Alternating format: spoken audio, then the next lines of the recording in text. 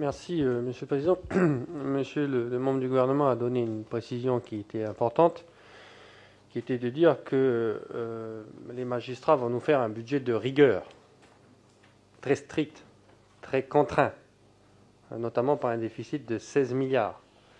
Est-ce que vous avez des informations sur les contraintes qui seront opérées dans le futur budget, c'est-à-dire où est-ce que les magistrats doivent et peuvent couper? C'est le courrier. Très simplement, le budget doit assumer les dépenses obligatoires. Les dépenses obligatoires sans la dette et les salaires, officiellement. Hein. Donc ça se limiterait à ça, donc ça ne fait pas grand-chose.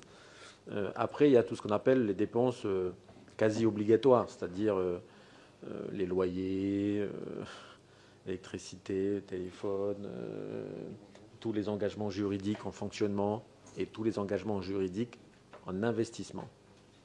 Tout ce qui est déjà engagé, un marché, un ordre de service et autres. Par exemple, c'est simple, en investissement, tout ce qui est nouveau, non engagé d'un point de vue juridique, ça sera sorti. C'est-à-dire que, par exemple, sur le projet de budget que l'on avait monté, le 16e gouvernement, entre 8 et 9 milliards, on se retrouve plutôt entre 3, 5 et 4 milliards. Voilà. Ça, c'est en investissement. Et en fonctionnement, eh ben, on doit réduire de nos 16 milliards qui sont en cours de réduction, mais c'est-à-dire que ce n'est pas que nous qui décidons. Et j'ai envie de dire, M. Metzdorf, c'est pas trop moi qui dis aux magistrats comment faire, c'est plutôt l'inverse, c'est-à-dire c'est le magistrat qui discute avec nous, avec les services opérationnels, que sont la DEBAF, la DRH, les secrétaires généraux, pour essayer de réduire au maximum, et déjà de se rapprocher tout simplement de nos 10 milliards. Si on peut encore faire moins, ce serait mieux. Mais ça commence, l'exercice est très compliqué.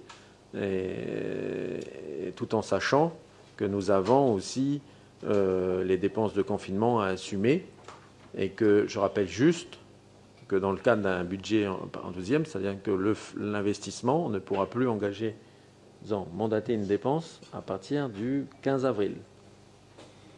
C'est-à-dire qu'entre le 15 avril et le 20 mai théorique, que j'espère que collégialement on en réussira à descendre peut-être fin avril, début mai, il y aura un petit moment où on ne pourra plus mandater d'investissement, par exemple, pour le compte de la Nouvelle-Calédonie.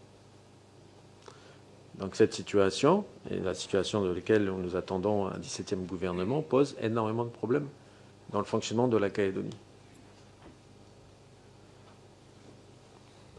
Monsieur Metzdorf.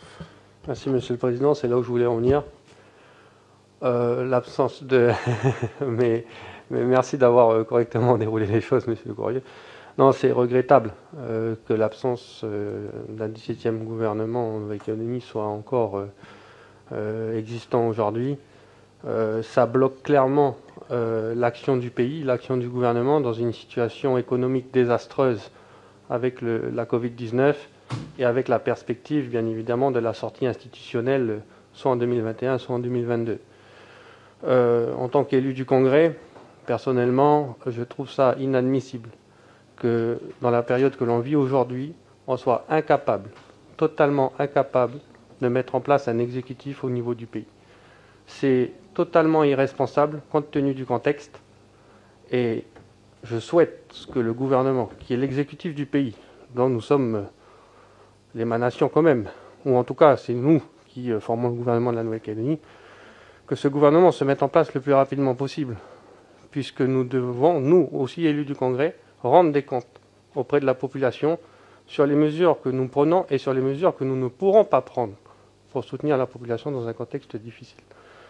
Donc je remercie M. Le Courrier pour l'ensemble de ses précisions et lui réitérer encore une fois mes vœux de réussite dans cette période totalement instable que nous connaissons. Merci, Monsieur Metzdorf.